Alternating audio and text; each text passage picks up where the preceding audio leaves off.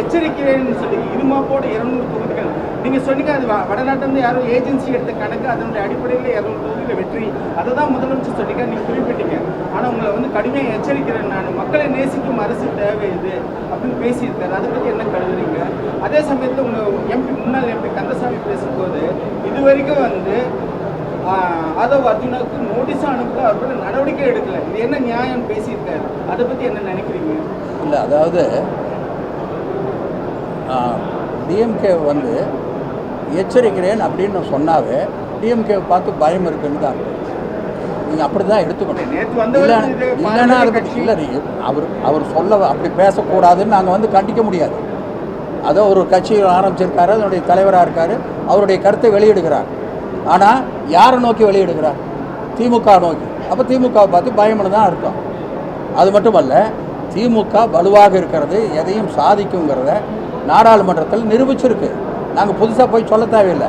சட்டமன்றத்தில் 2026 அதை கண்டிப்பாக நிரூபிக்கும். அதுக்கு பின்னாடி என்ன கேள்வி கேட்கலாம், நீங்கள் போய் ரெடி பண்ணி மழைக்கு வந்து ஃபோட்டோ ஷூட் எடுத்துகிட்டு இருக்காரு, உண்மையாக அந்த மக்கள் பேரில் அன்பு இருக்குது அவருக்கு அப்படின்லாம் பேசி இங்கே பாருங்கள், தலைவர் போகிற பொழுது அல்லது அவர் துணை முதலமைச்சர் உதயநிதி வருகிற பொழுது நாங்கள் கட்டுப்படுத்த முடியல ஜனங்களை.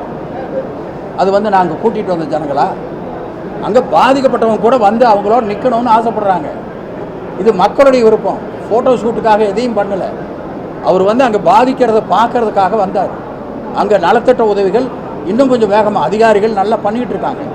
அதை இன்னும் வேகப்படுத்துவதற்காக அங்கே ஏதாவது பிரச்சனை இருந்தால் கூடுதலாக தேவை என்றால் அதை செய்வதற்காக பார்ப்பதற்கு தான் சிஎம் வந்தாங்க. வரலைன்னா என்ன சொல்லுவாங்க? வரவே இல்லை. அங்கே வருகிற பொழுது கூட்டம் இல்லைன்னா என்ன சொல்லுவாங்க? அங்கே வந்து அவருக்கு வந்து செல்வாக்கே இல்லை. இன்றைக்கு அந்த கூட்டம் ஒப்பிட்டு பேசுறாரு. எந்த அளவுக்கு இந்த ஆட்சி இருக்குது பாருங்க. அங்கே ஒரு ஆட்சி, இங்கே ஒரு ஆட்சி, எவ்வளோ கேவலமா இல்லையா? அம்பேத்கர் வந்தால் என்ன உயிரோடு வந்தால் என்ன வருத்தப்படுவார்? என்னடா இது? அது வேங்க வேலையை பற்றி அவர் சுட்டிக்காட்டி பேசுறாரு. அம்பேத்கர் வந்ததுன்னா அவ்வளோ சந்தோஷப்படுவாருன்ட்டு நாங்கள் நம்புகிறோம். திமுக கூட்டணி கட்சியாக இருக்கக்கூடிய விசிகா அதோடைய துணை பொதுச் செயலாளர் மன்னராட்சி நடக்குதுன்னு சொல்லி பேசுறாரு.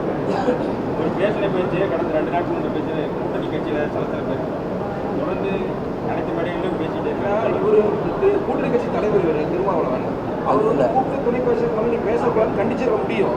ஆனால் தொடர்ந்து ஒரு இல்லை, அது வந்து திருமாவளவனுடைய ஸ்டாண்டில் உள்நோக்கம் இருக்கிறதா கருதுறீங்களா? இல்லை, திருமாவளவன் எவ்வளோ அவர் சரியாக பேசுகிறாரு, அவர் வந்து எவ்வளோ பெரிய மரியாதையை தளபதி மீது வைத்திருக்கிறார், இந்த கட்சியை திமுக மீது வைத்திருக்கிறார் என்பதை பல நேரங்களில் அவர் வெளிப்படுத்தி இருக்கிறார்.